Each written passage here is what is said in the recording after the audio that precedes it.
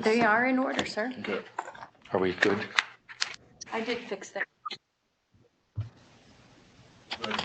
Thank you, Mr. Turk. Okay, public, we are back to sunny Shingle House. Thank you for your patience. We are now going to head into item 3, which is a budget discussion. Mrs. Yohe's going to take the helm. Hamburger, if you'd bring up the first item. So this is our T accounts for our draft 2 budget dated April 6, 2020. We have updated our revenue expenditures to the effect that we see fit at this point. We are not making any COVID-19 assumptions in the new year. This is assuming we return back to normal as status quo. You'll see that our local revenue is $2,353,714. Our state sources, $6,002,155. Federal sources of $173,000 for a total revenue anticipation of $8,528,869.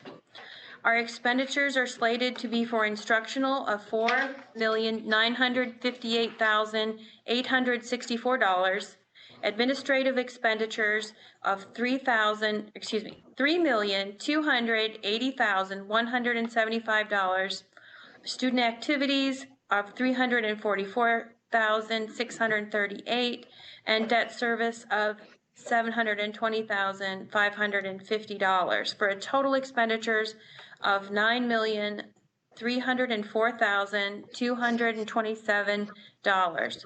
That means that our revenue shortfalls are anticipated expenditures by $775,358. We are anticipating the use of assigned fund balance on the left for healthcare, $285,000, retirement, $200,000, capital, $70,000, technology, $40,000, curriculum, $121,948, post-employment benefits of $20,000, and the use of unassigned fund balance of $374. This would then balance our budget at $9,304,227.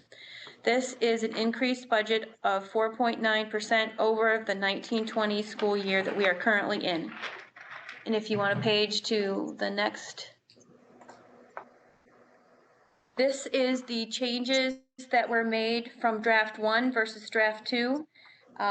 We have looked over our revenue that we've received for property taxes, and we did not receive the anticipated percentage in this 2019 year. So I've dropped that revenue $17,000. I've got a decrease in occupation tax of $1,300, a decrease in delinquent occupation tax of $5,000, an increase in transportation subsidy of $35,000, and an additional $25,000 for the Safe Schools Grant.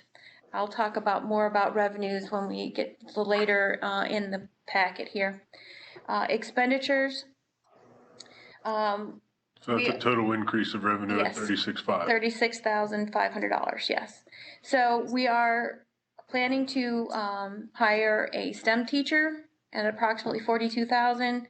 Decrease substitutes in different areas for $3,000, $5,000, and decrease aides in $3,000, and some more substitutes for another $1,000.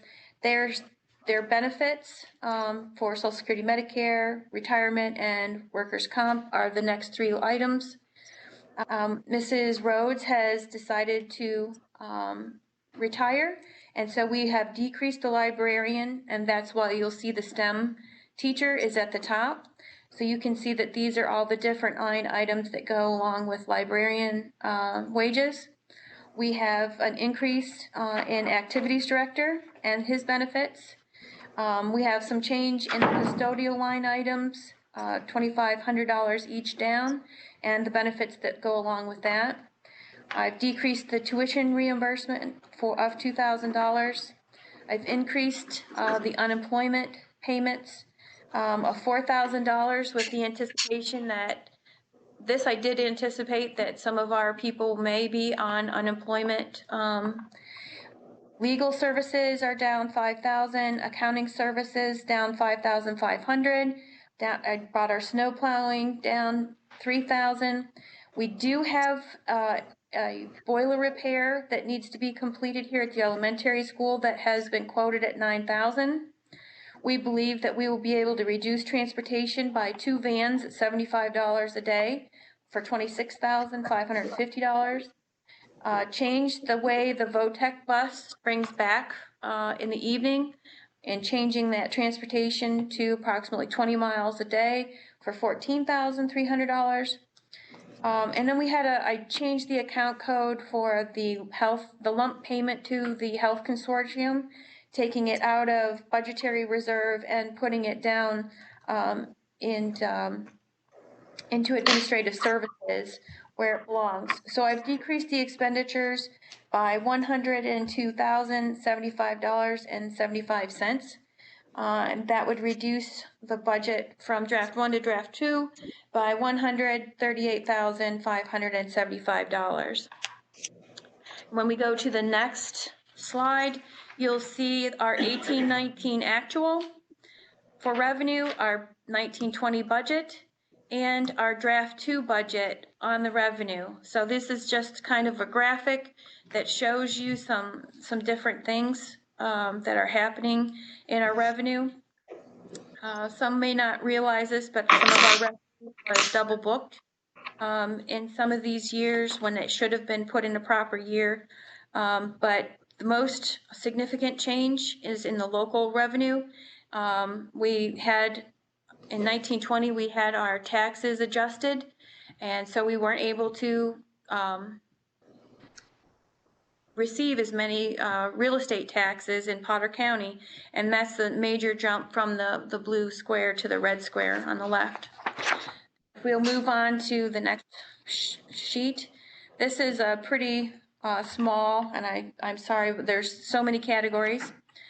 So this is our functions.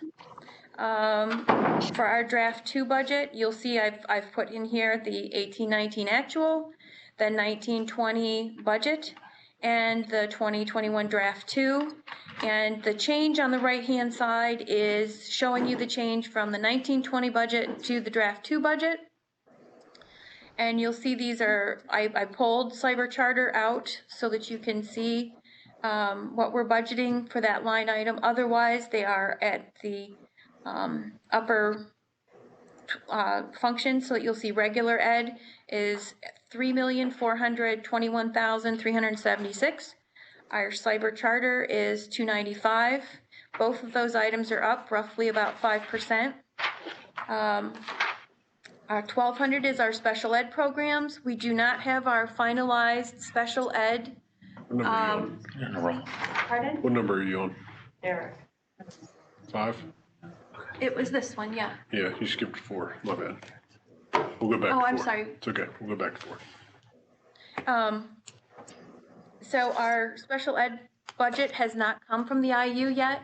When they go through and they see, the services that they provided this year, they kind of see where the students end up as to how many services they provide, and then they give us an estimation for the next year. I'm not sure how that's going to work now that we aren't in school. Students will be changing right now, being out of school, and they may not be able to give us that number easily. But normally by May we have the IU's information, and those numbers will be much firmer. 1,300 is our vocational programs. I'm showing 387,806. Mr. Hamburger and I just went over some things today about that, and I'm about $33,000 shy in our VOTEC program. It's due to the reorganization of how many slots are being filled at the CTC. The overall cost is still the same, but we went from 30, an upper 30 number down to like 29 students total. So that is distributed across each of the districts for 339 versus 290 something. All the numbers So I just know that that's where it comes I from. will, in my draft 3 or the preliminary budget, you will see vocational programs go up by $33,000, and anything else that might happen in the meantime. Other instructional, I've lowered that considerably. We've been very lucky not to have much in homebound instruction. 1,800 is pre-K, which is 140,000, most of which is paid for by pre-K Counts grant.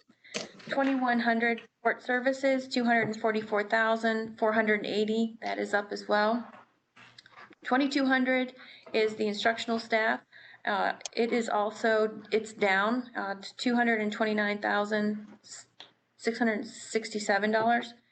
Administrative supports, the 2,300s, is up to $1,017,002. That's mainly due to the $85,000 payment to the health consortium. 2,400 is our pupil health. That's just up slightly. Higher is 111,934. Our business services is only up 1.9. It's 134,825. Our 2,600, which is our maintenance services, is up slightly, 831,580. That has that boiler repair. There's some other items in there that we can talk about later in the budget. Mr. Bryant has provided something that won't be on slides, but we'll be able to discuss here. 2,700 is our student transportation. We are anticipating the same cost next year as this year, minus the 2 vans and that afternoon bus. So that's why it's still up, but it's down because I was not able to budget properly for that line item in 1920. You're saying 2 vans, you're meaning 2 buses, we're going to be down 2 buses. 2 vans, so 2 van routes instead of having. So right now, our 11. CTC gets back after the buses have already left. What we want to do is change our CTC schedule so that those kids are back at the same time they need to get onto the buses to be able to go home. So that would eliminate an afternoon An bus extra run, run. as well as 2 van runs, that alone. Now, if I can continue to only run 7 vehicles in the afternoon or in the morning, like I'm doing in the afternoon, we might be able to cut that down more, but that's all dependent on how the RFP goes out and where we get to with that process. So that transportation fund balance right now is kind of in limbo based on what we get back with that RFP. I think there's, Yeah, there's a lot going on we'll there. go from there. 2,800 is very low. It's $1,430. 2,900 is 22,106. That's our graduation basically is in there. Student activities 3,200. That's up $339,638. Our community services, these are the donations that we make to the library and the fire department, is level at 5,000. Last year, we were paying $62,000 towards the track. This year, we are not planning to make any payments from the general fund for capital. We will be transferring money you'll see down below here. Debt service is up slightly, $608,550. And that will continue to kind of step up each year until we're done in the 22-23 year. And our interfund transfers, we normally transfer $70,000 to capital projects, and that was well served this year. The other $27,000 is an anticipated transfer to food service. We did transfer in the past to food service. In the 1920 school year, we didn't. We were looking at a pretty good deficit until the COVID-19 incident happened here, and now we're feeding for free. And when you feed for free, all of your meals are reimbursed, and we should actually be able to eat away at our deficit that we have created this year. Literally. Yeah, no joke. Literally. And Well played. so we may not need the $27,000 transfer. It may be lower, but it all depends on how long this lasts. And you know, if people were to be eligible, directly certified through this process, which is very unfortunate, but if they were to do that and we were eligible to move to CEP, that could change our whole outlook when we do return to school. But as we said, we're trying to stay focused with what we know is how we run the school as is. And then the budgetary reserve, we'd like to put in $15,000. And that way, if Jed gets, well, he gets grants quite a bit, and 15,000 isn't very reflective of how much he writes for. But this year, I put in this 15,000 to cover possible expenditures for future grants. And as you can see, the graphs are kind of all over the place. Some, the regular programs you can see is stepping up each year in a consistent manner. The cyber charter kind of is up and then down and then back up. The special programs was very high and drops off. That is all based on the needs of the children in that special category. And so you should see fluctuations like that based on their special needs. Our vocational programs are just going to step up a little bit at a time as we pay more for that. And you can see the other ones, the 2,300, you see the large spike, and that is that $85,000 payment for the health insurance. And a lot of the other ones are pretty well just stepped based from past history. So if we want to move on to our object, is our next one. And I'm sorry if they were out of order. Okay, this one? Yes, I believe that's the right one. No, it isn't. Huh? 4. Sorry. Sorry. 4. I put them in the book wrong. Sorry, everybody. We're good. All right, so this is an object review where the other was a function, where this is object. So you'll see salaries, benefits, etc. So salaries are our 100s, and that consists of $3,236,305, which is a 1.8% increase. Benefits, $2,414,952, which is an increase of 11.9. So we need everyone to understand that we're getting an 18% health insurance increase, and benefits isn't just health insurance. It is Social Security, Medicare, retirement, which goes up every year, workers' compensation, health, dental, life, and the HSA payment to the employees. Next one down is contracted services. That is $810,765. It's down slightly. Repairs and leasing in the 400s, that's $330,919. Transportation, insurance, tuition payments, $1,338,598. That's a 2.2% increase. Supplies and software, $510,827. That's up some 9.8%.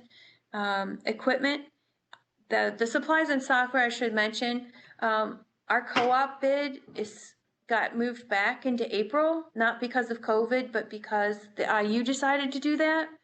And we don't have a firm number on the bid yet. And so I think I've put in $20,000 as a placeholder. And when the bid comes in, then I will know an exact number. So that co-op bid could change things some. Equipment, $103,265. Dues and fees, $61,598. Debt service, $697,000. For a total, all these are just explaining the $9.3 million in a different version. So as you can see from the graph, Mr. Hamburger, if you could move up slightly, thank you. You'll see salaries are stepping up just like the regular instruction was. Benefits are too, although the gap is much larger between each step. You'll see the salaries are increasing at a small amount, but the benefits are exponentially increasing. Our contracted services are pretty level for the last 2 years. Our repairs and leasings are down a little bit.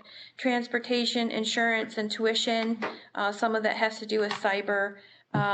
Some of it has to do with special placements in special institutions and things like that we pay for. Supplies and software is up slightly. Equipment dues and fees are pretty level, and the debt service again is just going to step up. And so if we want to move on to the next one, it's much, much larger and much more detailed. Can I ask a question? Oh, absolutely. Sure. Like equipment, I see went up quite a bit. Is there something, I assume that's one of, because equipment goes up every year. Well, probably. yes and no. Equipment in this particular year, the elementary is finding that the smart boards are outdated, and the projectors are, So the bulbs are burning out. There. in the projectors. yeah. The cost to replace a bulb on a projector is close to $1,000. We're losing a bulb about every 6 months right now because the machines themselves are wearing out to the point where they're burning bulbs out. So like that projector itself is what's burning the bulb out. So because of that, we're looking to move away from the smart boards and projectors and go to LCD touchscreens. Same benefits, everything's the same. It's just you're not burning bulbs out and you're not replacing bulbs every 6 months like you are with these after about a year when they're done with the warranty. So in the long run, it'll save us money, but Right. up front, there's more of a Right, startup so cost. we've got $16,000 in there to replace 4 rooms down here at the elementary school. There is some equipment in Trent's budget that we'll be talking about later. It won't be a nice graphic like this one is, because I did not load his onto Mr. Hamburger's machine. But he would like to get a floor machine and some other things, and we can talk about that. But that's where the equipment That's money is. under, oh, so his equipment is under here too? Yeah, it all goes in the same line, object. Sorry, object. That's what makes these more difficult. Like, the function shows you whether it's maintenance versus instructional, but then it doesn't show you, the object. So you have to look at them both at the same time, and that's what the next report does. It's just not And graphically my next beautiful. question is dues and fees. Mm-hmm. That, I see that in two, 5,000, almost 5,000, like 4,800. Is that a normal jump for that? I don't have last year's to look at, It but. went down prior. Yeah, Well, we Now it's dropped back it up. down, so we're kind of meeting in the middle of what we dropped it down to and what it was previously. If you look back, it was Well, in 65, 1819, but I was looking at 1920 when it went up. right? So it's It just- dropped in 1920, so. What are dues and fees? What do you that think? can be all kinds of registrations for memberships. It could be registrations to go to different workshops and things like that. I believe it's up this year because of the focus, because we have to pay Yes. more for those ladies to transition to the new student The professional software. development's in here too. But that's all PD. That's all PD. Yeah. Oh, okay. So Dues and there's all fees is kinds of stuff in 95% dues and fees. professional development, but then there's also the membership to be part of the PA, school PASBO, board. PASBA, Yeah. PSBA. SBA. So there's a lot of line items, but there's also those trips when you go and. Board level trainings, are they in register. there as well? Yeah, that would probably be in. Like the our trainings that we 800s. did for the board here? those No, are- that was contract services though. That would be 300s for Okay, that one. Sorry, Okay, thank you. too specific there. My fault. They come on site, it's different than registering for something. Okay, thanks. Yep. Then debt service. Yeah, the debt service was 697,000. Okay. Any other questions? Anybody on the phone have any questions on those graphic slides? 6. Yeah, if they don't have any questions. Good, Kale. Okay, so the next item A little delay. is taking those two, the last two, the function and the object, and putting them together so that you can see them in that light rather than two separate entities. So you'll see regular instructions, and then it's broken down between salaries, benefits, purchase services. 500s is usually insurance, depends on which group we're in. The supplies, uniforms, things like that are in the 600s, property and other objects. So this actually shows you what the actual was in the 18-19 school year. It shows you our original budget. It shows you outstanding encumbrances, which means purchase orders that have not yet been completed. And you'll see if we can just jump down to the 1210, the life skills. You'll see that there's a purchase order for 292,214. Well, that's how much we anticipate paying the IU. That wouldn't be our final billing, but that's how much we still plan on paying them. Kind of gives me an idea, that this line item is expended at full. So I don't think I have that money to spend here at the end of the year, that type of thing. The next column over is the year-to-date actual. And because the checks, or I should say the items are already entered for April's payments, they are reflected here. So this is not a March 31st, this is an April 6th basically number. And that shows you the balance. Now, this new computer has a way to put in an estimated amount, so I wouldn't have to use a purchase order system of deciding how much is left outstanding. So if I knew that I'm estimating so much more to be paid out for snow plowing, I could put that in there, and that would allow me to budget better for the 21. But in this case, this is all brand new, so this got nothing in the estimated column at this point. The budget 21, you'll see, is what I'm anticipating that at this point as of draft 2. So if you read it across, salaries and wages in 18-19 are $1,639,727.50.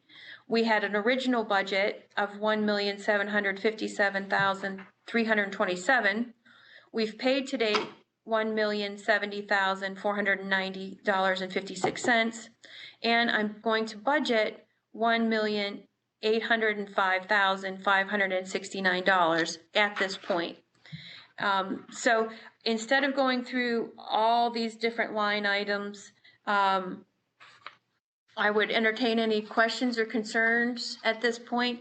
If you have anything that you saw and were interested in and would like more information on, I'd be more than happy to speak to it.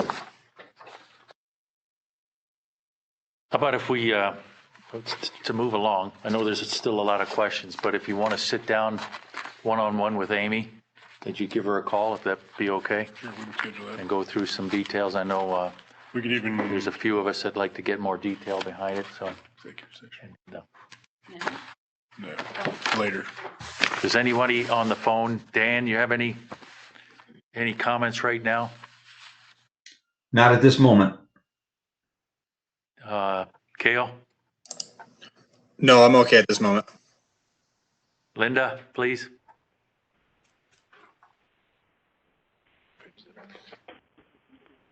Only 19 pages there. You with us, Linda? This is Linda. I'm on now. Yeah, I don't have any questions at this point. Thank you. Doug? Yeah, I'm okay right now. I can wait. Okay. We'll probably do something in between here in the next meeting. There's a lot of detail, and for the new board members, I know you got a lot of questions, and this is very brief. There's a lot more behind it, which we should be informed about. And Amy, thanks a lot for your hard work there. I just want to make a note that Mr. Rod Messler and Mr. Derek Worthington joined us. Probably 10 minutes till 7 there. I'd just like to say that each board member has a board book available. There are more documents in the book. Several questions were posed to me by board members. So there is a general fund revenue that has been enclosed in there. There is a maintenance description that's very detailed, that talks about what each line item is for in his particular section of the budget. And then there is an additional section in regards to purchase orders by count code. And then at the very end, well, not the very end, there's a count code structure that shows the revenue count code structure and the expenditure account code structure. And then finally, there is a line item report, which, due to it being a new computer system, it is transferred from the old one. And so it's an import-export situation. Next year it would have more detail, but as of right now, it is really just a very simplified version of what was inputted and that I inputted it. But these are available at the district office for each board member to come and pick up and review as you see fit. Okay, thank you, Amy. Get in here and get your books. Next item on the agenda is committee as a whole is policy, finance, and facilities. Item 1A, second reading of policy revisions. Policy 140, extracurricular participation by charter cybers. Policy 215, promotion and retention. Policy 220, student expression, distribution, and posting of materials. Policy 913, non-school organization, groups/individuals. Board, are there any questions or discussion? Diane, you had a question about the extracurricular that you had emailed in? I know they're supposed to fluctuate an example. I just looked at girls and boys basketball. And they weren't that far apart in cost, but because there's almost or more than double the participants, it comes out at a higher cost of almost 1,000. So I'm questioning using numbers that are driven by participants and how that's gonna go over with these cyber schools. If they don't pay, is the parent gonna have to pay? No, the parents are not allowed to pay. It's against the law. And those, Two, that's the exact formula that Pennsylvania Department of Education gave us to calculate. So it's your cost per student, just like our charge from the cybers is a cost per student. Our charge back to them is a cost per student based on participation. Okay, how was this received at the charter schools? Because when we talked about this before, it sounded like you had to bill prior to the season. So have you submitted anything to anyone for the spring that was going to happen? Yep, I have. We did, and then we canceled spring sports, so Yep. that's where we're at. I'm sure they won't pay me, even though I'll have to pay spring sports.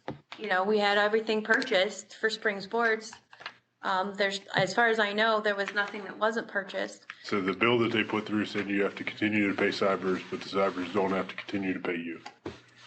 That's never stated anywhere that I've seen yet. But I'm that's where our focus needs to be, we're doing everything to the law. And using these formulas that have been set up by the state and approved, the cybers are very familiar with all of this. And the ones that we haven't been charging over the years have been getting away with it. Yep. And what we need to focus on is our legislators and to change all of this. For the bills that are on the floor, to reduce this fee that they're charging the schools to something that's reasonable. That's where it's not these formulas. So nobody These are pays. generated by the state and agreed to by these cybers, by law. So is it And law that- that the cybers have to pay for them kids to participate? Yes. Yes. Yep. Yeah. Covered that. Yeah. So, and that spreadsheet that you see there will change from year to year though. So like next year's costs for softball probably won't change this year, but next year's costs for, let's say, basketball for boys will be different based on our numbers of what we had the previous year. So that attachment within the policy will be revamped each year based on last year's expenditures. That's the way the whole formula works. So when you have, sorry, go ahead. If you have more participants next year, would that number change? Good. If we spend more or less, it's all based on that formula. Because that's what's gonna happen. It's your average cost per student for that activity It would go alone. down. And it has to be budgeted under that activity. So you can pull, let's say, some of the AD's contract salary into that number that you're working, but that has to be distributed across all of the sports that you offer. So if you've got 25,000 that you're offering for an AD position and you've got 5 sports, you're looking at $5,000 per sport. Sense? No, but my one question is, so you have to order, when you order uniforms, you don't order just the amount of students you had signed up. 295,000. You actually order like basketball, maybe 20, baseball, maybe 20. You're ordering that many anyways, so why are we not just dividing behind the 20 instead of dividing them out between the students that are actually participating? Because the formula tells you to divide it by the number of students that participate in that sport that year. Because that's how you determine your cost per student for that sport. Well, we're still paying for the 20 uniforms, Yeah, Right, right. so.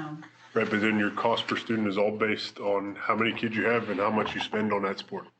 That's how the formula works. I can't define the formulas. Yeah, the uniforms is kind of an anomaly because we don't buy them every year. It's every 3 years. Yeah, and Right, so you'll see a jump every 3 years in Every one so sport often, or yeah. another, but it just depends on which year for which sport. Now, let's say, for example, we have a cyber student who's enrolled in cyber from 7th through 12th grade. And they're in the same sport and they play every year, and we're billing that cyber. At some point throughout that time frame, that cyber school is going to see the jump for the charge, and they're also going to see the decreases when we don't buy uniforms. And they might see fluctuation based on our number of students. So So when you did transportation, you actually went back and figured out how many games were each group going to? So you actually went. well, to I the- try every time the bill comes in, I try to code it to the correct sport. And I just was like, when you It's verifiable, all the, look at some of these things, the transportation, when there's only like one home meet. So Kim, I Versus all think, on the I way. think maybe possibly what was happening is that the prior year, I did not know if two teams were traveling together. And so if they put it on the description that it was boys, whatever, that's what it got coded to. And then Amy found out later, oh, wait, it was boys and girls going on the same bus, but it's too late. I'm not gonna go Okay, back that's what I and was rehash, asking, because- you know, what sport. Now that I know how important it is, I'll be much more careful. But now we're in the spring sports and we're not having any. And so I can't, you know, flush through all that. And then when we come back in the fall, it'll just be, you know, football, band, and cheerleading again. They're all on the same bus, so that one's easier. Okay, and along the same line, I know we talked about it one time, but you said when we have the weight room usage with the cyber students, they can still use the weight room if their if coach, their coach is there, or if it's during the season, is what you had said. Is that what we're sticking to, or is that? yeah, so if their coach is holding a track session and they're having track kids come in, yes, they can participate. But even if it's just track is going on, they're not allowed to go in there unless the. is this in the policy we're talking about right now? Correct, yeah, it is. Okay. Correct. Yeah, so they have to be Supposed to be supervised, supervised. just like every other student. But do we have a person in there all the time? No, Oh, so Only when- they're supposed to be with a coach. Okay. Does it have to be in season? Not necessarily. The basketball's in the summer, lifting weights. So they can come in with Okay. that, yep. If they signed up for basketball and we're in the Because we're cyber charter supposed to know paying. that there are- The Already liability. Yep. Okay. Because there should be a sign up. I should already know about it. You know, this is all kind of backward this year. Next year, we should know who's signed up, It'll be, and it should be much more transparent. So there is times in our weight room that kids are using it without anybody in there, without. Should we taking in Shouldn't be. sports No. from the cyber? no, We're not there should always be a No, coach but what do you think? present with the students that are in the weight room at this three time. people, so it's gonna be like And otherwise, that's a liability waiting maybe to happen. 5, Right, well, that's what I was. maybe. Okay, any other questions there? I just want to point out that we are budgeting $295,000 for the cyber charters. And we estimate that we'll take in maybe close to 5,000 for spring For sports. spring sports. If, If, you know, If the the participants pay would and- come forward. Okay, My Okay. concern is, I think that they should be paying, but our parents in this area aren't exactly wealthy, and if it falls back on the parents, they're not it's gonna against the law to charge the Yeah, parents. we can't. Can't do it. And that's why we're in a policy revision now, there's language there. It's in the Be policy. able to charge the parents. All right, was there anything else on those four? Okay. The Avina Healthcare Agreement renewal, is that just an annual? Yep, it's an annual one we do each year, that's, Okay. yep. The technology pool contract, is Yeah, that with the so IU? in the situation that we're in right now, this has been a reliable resource that has been placed to share information on a daily basis and get clarification on privacy rights and things like that.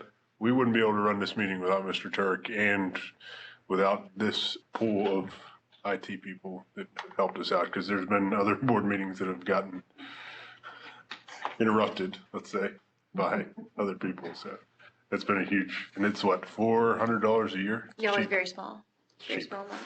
So, Any questions on that one? All right. Mrs. Burks, we're probably going to have to rely on you a little bit, but finance, the IU9 operating budget and the CTC operating budget. I think Mr. Hamburger's been through it also. Is there any questions or discussion? I think Diane, you had something on the CTC. No, I looked at one line and it looked to me like there was a significant increase.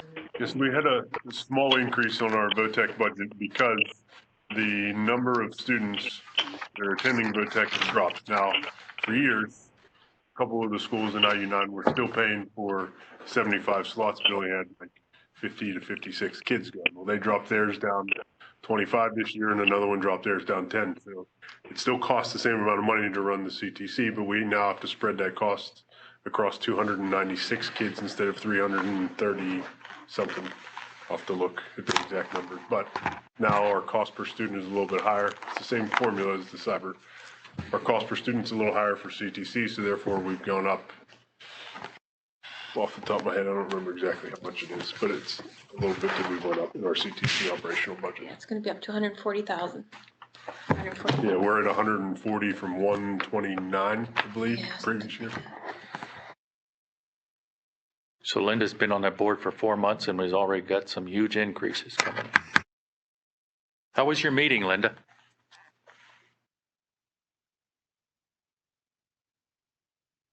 Still on there? Okay, Yep. to move on. Is there any questions on those two budgets? There'll be a form to pass around for voting for the board members, huh? That's sitting in front of you here. Okay. For those of you at home on the phone, you need When you to come in to get your board packet. bring your pen. soon, Bring your pen. We'll be having you sign the ballots for the IU9 operating budget. IU9 and CTC. C is a transportation RFP, Mr. Hamburger. Yeah, so we made the tweaks to the RFP like we had talked about. I think it's ready to go out to bid at this point. I sent that out to everyone earlier this week to review.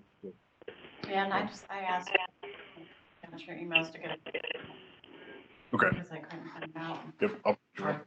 Diane, questions? You had something? I think Mr. Hamburger. Transportation. Modified their billings to the route changes? Yeah, so what we want to be able to do is modify how we're billed based on the routes that we have going on throughout the year. So say all of a sudden 3 kids move off of 11 Mile and we don't need a full bus run up there, but we only need a short bus now. So instead of billing us from the beginning of the year to the end of the year for that exact route that was put out in the original routes, we want to be able to manipulate and change some of these routes throughout the year and then adjust our billing. That's part of what you work into the contract, not necessarily the RFP. My fear is that if we put that into the RFP, we won't get any bids from any of the smaller contractors who are looking to just do van runs or just do the west side of our district versus the east and west side of our district. So I don't want to be too specific, but there's language in there that leaves it open to the contract in that RFP. That leads to the second question, which is, Yeah, but I have a concern about, I don't know if we have any cases right now, but chronic absenteeism on out-of-district assignments where we continually get billed at full rate. Yep. We need to address that. Yeah, so that's part of what I want to put into that contract. Like, you tell me what your actual cost for that driver to maintain them employed is, like the situation that we're in right now, and what my reimbursement is, and then you and I will talk about what you're going to charge me for that day that we don't run that route. Because I don't want to have to pay the full amount for that, but I'll pay what it takes for you to survive and maintain that employee. But if you're not running the fuel and you're not running the vehicle and no wear and tear, I don't see why we should be paying full price for that. So I'm with you there, 100%.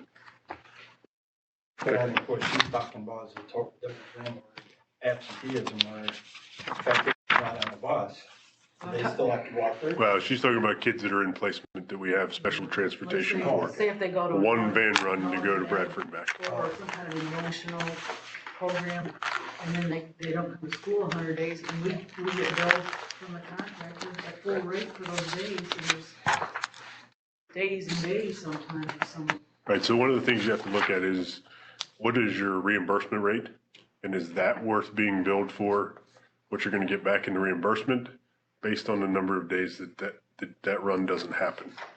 So some of the language that you can put in there is if it's over 67% of the amount of runs, then we cut it down to this price. 67% of attendance, then we cut it down because there's reimbursement rates and numbers that factor into that formula that we can use to our advantage in that contract. But I'm with you 100%. Do you have something in there for situations like we're in right now where we're not utilizing the buses? Nobody does, but the, Now it's our opportunity. yeah, well, the state put out that you can renegotiate your transportation contracts as long as your transportation contractors maintain their employees. So we're in the process of some of that. I think we should discuss that in executive. Yeah, I would say. Yeah. Okay. Force majeure. More to come later. Okay. Number 3, facilities, gymnasium floor refinishing. We're looking at, that's the middle high school. We usually every other year. Every year. Oh, every year? Every year at the high school, every other year at the elementary. Yeah. For $2,975. Is that any change from last year? Yeah, that sounds about right. Nope, same price? Yep. Any discussion there? It's based in your district. Okay, we're moving along. B, curriculum personnel, extracurricular. Item 1, curriculum. Do we have anything? Not this time? I can tell you that we've built an entire cyber curriculum in the last week, and our teachers have done it. I just want to say thank you to the board for giving us the flexibility to do that, because without you guys' support, we would never have survived this. If we were worried about that many other things on top of us building our own cyber platform from scratch within a few days, we wouldn't have survived. So thank you. And I honestly, as a parent, can say that I think it's a phenomenal job teachers are doing with that. Yeah. Me too. Because I'm not a teacher and I haven't had to be. Right. Just deleting my internet, I've had to do a little bit, but. Right. And your support has gone a long way, and it's made a lot of people feel comfortable in what they were doing. So thank you. I think we want to thank everybody for their hard work there. 2, personnel, amendment to the superintendent contract and evaluation tool. We've talked about this for a few months. The original contract was back in August.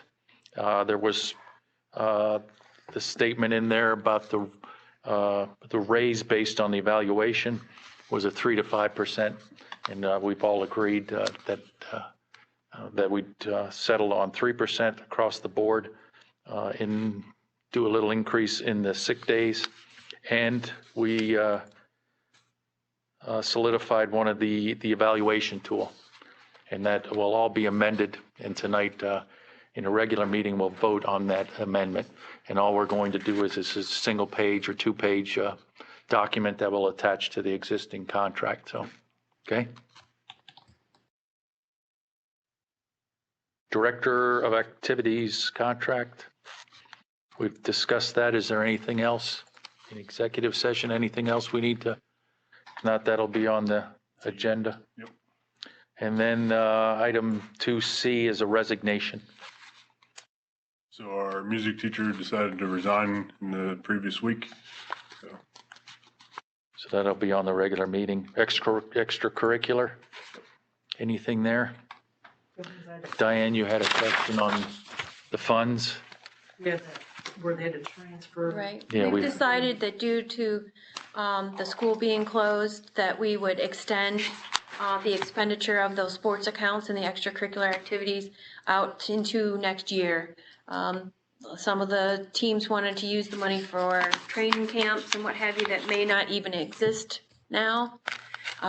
So we are going to extend that into the following year, asking them, to make a plan when we return to school, and maybe we will set a new date at that time. But as of right now, we're just extending it indefinitely, just like school is closed indefinitely. The board recalls that was an audit item, Right. that we moved through it, so anybody have any concerns about that, pushing through it? Going into the next year if we have to? I think Not a big deal. I think they'll give us a little forgiveness because of the situation we're in, even though it was an audit issue. I think we'll get a little. Right. It'll probably still show up on the audit report again next year, but at least we're all aware of it and we know that we're trying to get to that point. Now, if we come back in May for some reason, I don't foresee that, but if we would come back for some reason, we might be able to get it done by July 1. Yeah, I think some of the accounts are working hard, like the librarian account is getting taken care of. Some of them can and some of them. You good with that, guys? I better be done before she retires. Okay. Anybody on the phone got any issues? It's almost done. All right, we'll move forward. Thank you. Subject C, safety and security. Anything? Update, we are getting contractors in to work on some of the projects that we put into the PCCD grant because they are struggling to find work, and with us having buildings closed down, after Friday this week, we will have an open building for them to work in. So our entryways and all that stuff that we'd worked into there will be moving forward. And are they wearing the proper gear, or are you having the custodians go back through and sanitize everything every day? So not every day. When we have staff come in like we are the next 3 to 5 days for end of the year basic clean out, we'll sanitize at the end of the week. So beginning of next week, we'll go through another deep sanitization, and then we'll move forward from there. But you'll have sanitized before the kids are here to pick up their stuff. Kids aren't coming into the building at all to pick their stuff up. They'll be exterior. It's just staff, essential staff members that'll be inside the building. So they'll get in the lockers and remove stuff? We already started cleaning this building out today, and all the lockers and everything are cleaned out. And then they can All the put it bags are in the gym labeled, all of those bags are in the gym labeled with the students' names for each classroom, ready to go out the door. $100 sneakers in their locker, so. Yep, and there's pickup time slots that have been posted to the website for each grade level to come in and pick their stuff up. We're gonna set up a drive-through, just like we have with the lunches, so that we don't have kids coming in and out of the building or parents, the whole works. Sounds like we have a plan. Trying to be in compliance as much as we can. Subject D, COVID-19 update. So we have revamped what we call education, and I don't foresee us coming back to the traditional brick and mortar as we used to know it. I think there's going to be a lot of long-term changes. Our admin team is pulled together nicely, and our teachers and our support staff have even stepped in to work on the online curriculums. We've pretty much built a fourth 9 weeks cyber school for our students who have access to be able to participate, and then we're providing paper copies to any of the students who don't have.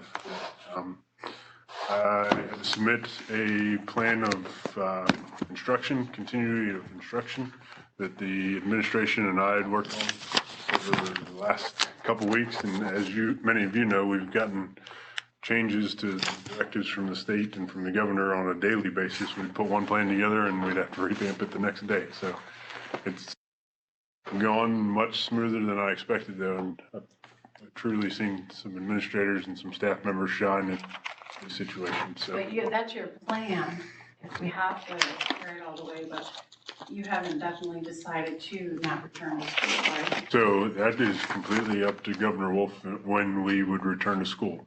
At this point, I saw him shut down till the end of this month, but then I also listened to a press conference that I had seen online, a video conference with him, and he said we will be shut down schools for the next 2 months. So I don't foresee us coming, that would put us to the end of May. I don't foresee us coming back by the end of this year, currently. But are you saying that's a definite, or you just don't foresee it? So schools are closed indefinitely is the quote from Governor Wolf right now. Right. So that doesn't mean that we're not, what I'm trying to get at is a lot of people are out there saying we're not coming back definitely. And some are we having graduation? Are we doing this? Are we doing that? So currently the 10-person limit hasn't been lifted, and you brought up graduation, which is great because we're looking at multiple options for graduation. It all depends on what mandates come from the state level.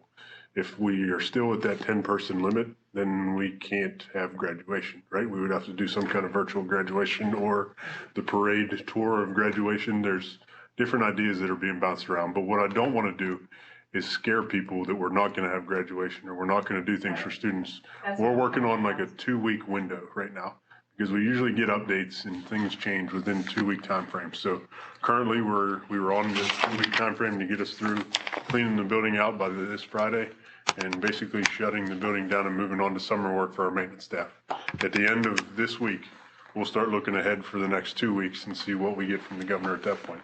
Currently, we're shut down to the 30th, so until we get an update beyond the 30th, I think we'll maintain what we're doing currently.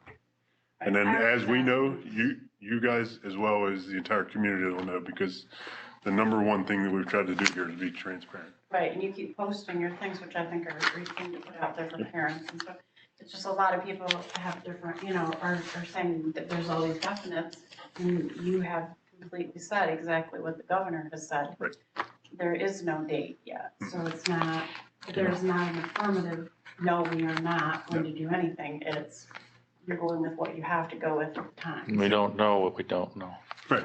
Well, that's what I want said, Okay. because As we know, you will know. I can promise you that. Right, stuff's being sent home so that we don't have multiple people coming, trying to get in and out of the building. It's not because we're not coming back, it's because we want them to have their items, and we want to try and get our items back, so they don't get how are lost. you getting books from students that are? They're being asked to drop them off So when when they come to pick up their they stuff. come pick up a Chromebook or come pick their belongings up, they'll return those. So it's not the school's over, we're just trying to make sure that we have an organized way to get everyone's items back to them. That's the way I wanted to hear it, because there's a lot of people out there saying that it is. Right. And even people that I've been told are saying. It's all on the- "Board members are saying it." I haven't It's all on the said anything website. because I haven't heard. Well, I'd say. it goes All that back. information's on the website. I know. We follow up. I've been directing them. Yeah, perfect. Good job. Okay, E, reports. If there's nothing, is anybody have anything, any questions on the reports that were given? No? Anybody on the phone, questions about the reports? Okay, we're going to move right along then. Meeting is adjourned. We're going to move right into the regular meeting unless someone has to stop for a minute. Okay.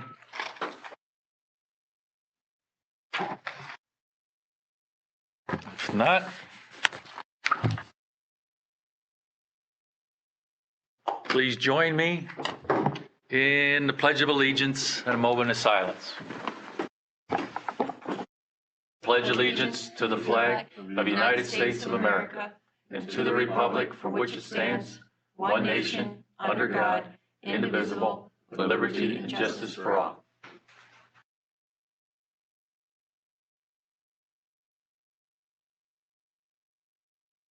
Okay, thank you. All right, Mrs. Yowie, roll call, please. Dan Antonelli,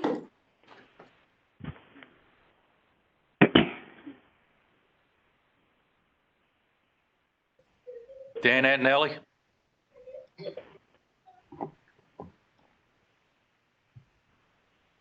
I'll come back to you. Trent Bryant, Here. Linda Burks, Present. Mitch DeLong, Here. Douglas Dickerson, Here. Syrian Guston, Julie Hall, Here. Jed Hamburger, Here. Mr. Howard, Rodney Messler, Here. Dale Perkins, Here. Douglas Rezig, Here. Kim Voorhees, Diane West, Derek Worthington, Amy Yowie is here. And can we try Dan Antonelli one more time? It's not on. Okay. Okay, thank you. We have a quorum. Announcements, Mr. Hamburger. Same as we did in the working session, we're just continuing our enrichment and review education throughout this process. I submitted that plan to be approved, and there's also some possible grant funding to make up for some of the differences for districts like us in rural communities and don't have the infrastructure in place. So I'll keep you posted on that. Thank you. Mhm. Approval of the order of the agenda. Accept the motion to approve the order of the agenda. Diane? Second. Kim, second. Any discussion? If not, all in favor, aye. Aye. Any opposed, nay? If none, motion carried. Approval of the minutes. Approve the March 2nd, 2020 Finance Committee minutes. March 2nd, 2020 Board Work Session minutes. March 9th, 2020 Board Meeting minutes. Executive sessions were held on March 5th, 2020 for Negotiations Committee to discuss matters relating to negotiations. March 7th, 2020 for Board Training. And 2 executive sessions were held on March 9th, 2020 for one for safety and security and 1 for matters relating to personnel. This is Linda. I'll make that motion. Linda, Yes, I made the motion to approve. second by Rod. Any discussion? If not, all in favor, aye. Aye. Any opposed, nay? None? Motion carried. Jed, can you let me know if Mr. Antonelli pops back in, please? Just go back up. Mr. Antonelli, are you there? I am now. Okay, thank you. Okay, item, Treasurer's Report, item A. Amy? Yes.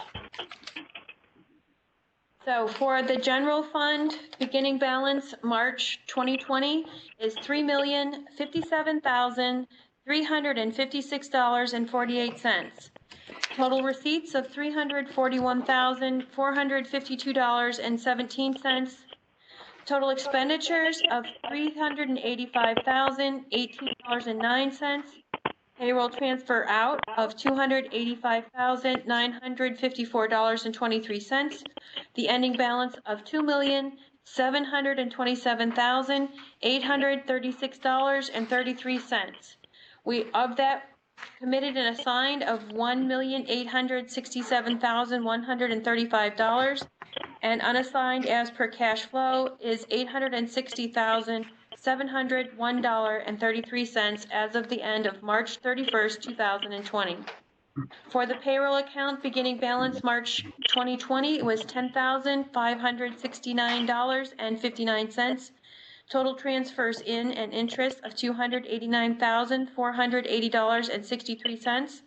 Total expenditures of $264,118.89, with an ending balance of $35,931.33 as of March 31st, 2020.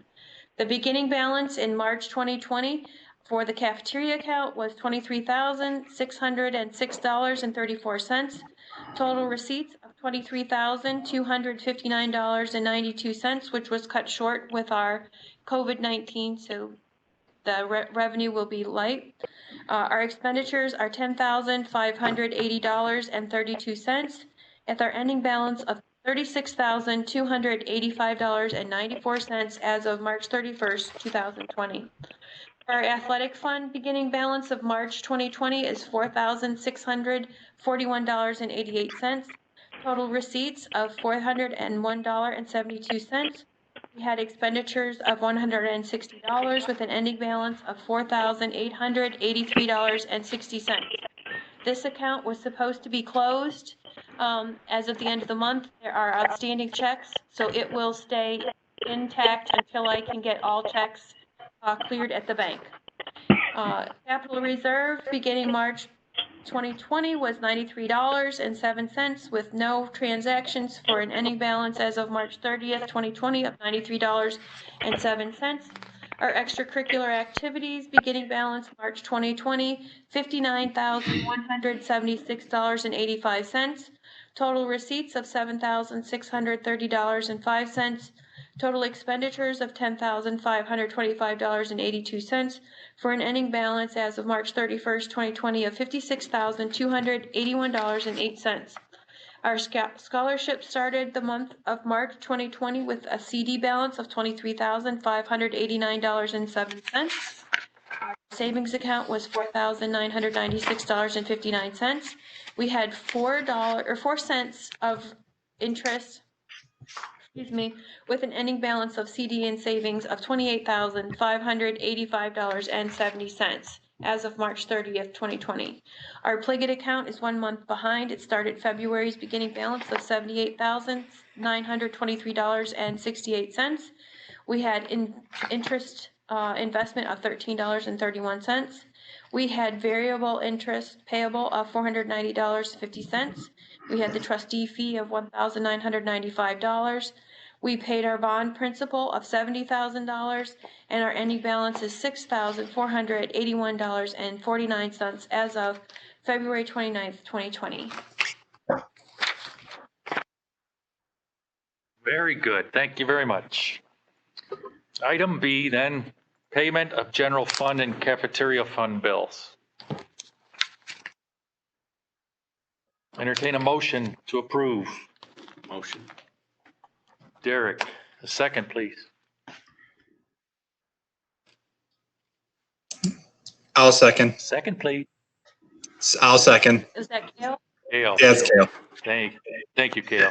That was brave of you. Thank you. Okay, any discussion? If not, Amy, roll call, please. Dan Antonelli, Yes, I'd like to abstain from voting due to a perceived conflict of interest as it relates to the district tax collector requesting reimbursement for material purchases. thank you, Mr. Antonelli. Thank Mrs. you. Burbs, I agree. Rodney Messler, Aye. Cale Perkins, Aye. Doug Razek, Aye. Kimberly Voorhees, Derek Worthington. Aye. Diane West, Mitch DeLong. Aye, Motion carried. thank you. Move on to item 5, public comments on agenda items. Mr. Hamburger, did we receive any questions? Not currently. Before the meeting, if I receive any through the email as we posted to the website, I'll be sure to respond. So for the public listening and watching, there was on their website, there was an offer to post questions or email them into Mrs. Stedman prior to, I think, 3 p.m. And what we're saying is there were none received at that point. So that's our method of communicating these comments. Item 6 then, reports, monthly board reports. Are there any questions on the reports that were given? Okay. We bring up Sharon's so that the public can see Sharon's report on her feeding. Yep. Guston has done an exceptional job of being able to ramp up from feeding on-site meals to pickup and delivery of a considerable amount. We started with 55 and we've apexed at 273 on the 30th. Very proud of the support staff that's been working, all the teachers that volunteered their time in the first week. We appreciate everyone coming out. Please remember that this is all funded by the federal government and it's free to everyone, every child under the age of 18 and under, I should say. And they're welcome to come between 11:30 and 12:30 to the high school maintenance area and pick up a meal. Thank you. Policy and board procedures. We have tonight on the agenda Policy 140, extracurricular participation by cyber charters. Policy 215, promotion and retention. Policy 220, student expression, distribution, and posting of materials. And Policy 913, non-school organization groups, individuals. Item B, the Havana Healthcare Agreement, which is an annual renewal. The Technology Pool Council at a cost of $400 a year, right? I believe. The 400 is the technology. So I'll entertain a motion to approve A through C. Motion.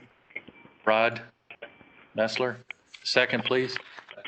Derek Worthington. Any discussion, questions? Not, Amy, a roll call, please. Linda Burks, Yes. Rodney Messler, Aye. Cale Perkins. Aye. Is that an Aye. aye, Cale? Yes. Thank you. Doug Resig, Aye. Kimberly Voorhees, Derek Worthington, Aye. Diane West, Dan Antonelli, Aye. and Mitch DeLong. Aye. Thank you. Motion carried. Thank you. Item 8, curriculum. We have nothing under curriculum. Item 9, personnel. Amendment to the superintendent contract. Director activities contract. That was item B. And item C, resignation of Robert Frankfurt. I'll entertain a motion to approve A through C. Diane West, second, please. Kim Voorhees, discussion? If not, roll call, please. Rodney Messler, Aye. Cale Perkins, Aye. Doug Razig, Aye. Kim Voorhees, Aye. Derek Worthington, Aye. Diane West, Dan Antonelli, Aye. Linda Burks, Aye. Mitch DeLong. Aye. Motion carried. Thank you all. Item 10, finances. Subject A, the 2020-21 IU9 operating budget and the 2020-21 CTC operating budget. Entertain a motion to approve A and B. Diane West, second, please. Kim Voorhees. Any discussion on the matter? If not, roll call, please. Cale Perkins, Aye. Doug Razig, Aye. Kimberly Voorhees, Derek Worthington, Aye. Diane West, Dan Antonelli, Aye.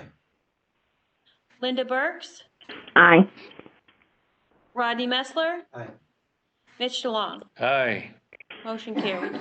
Thank you. Item C, transportation RFP. Entertain a motion, please. Motion. Derek, Second, Dan. Dan Antonelli, second. Any discussion on the matter? If not, roll call, please. Doug Razig, Aye. Kim Voorhees, Derek Worthington, Aye. Diane West, Daniel Antonelli, Aye. Linda Burks, Aye. Rodney Messler, Aye. Cale Perkins, Aye. Mitch DeLong. Aye. Motion carried. Okay, thank you. 11, facilities, building usage, information only. Is there any questions on that? Not being used a whole lot, unfortunately. Item 12, safety and security. We have nothing on the agenda tonight. I do want to add one thing with building usage. We've suspended any building usage applications coming in at this point, so don't even necessarily need to receive next year yet until we get some guidance after the 30th of what we're going to need to do and how long we're going to need to keep the building closed. Sorry. Very good. Okay, thank you. Item 13, upcoming events. Mr. Hamburger. With the board work session on May 4th, May 11th, we have a board meeting at 7, and June 15th, we have the board work session and board meeting. Hopefully, we have the graduation in between that and a whole lot of other stuff, but we'll see what happens. We'll see what happens. Board, anybody have anything? I just want to say that I think they're doing a really good job.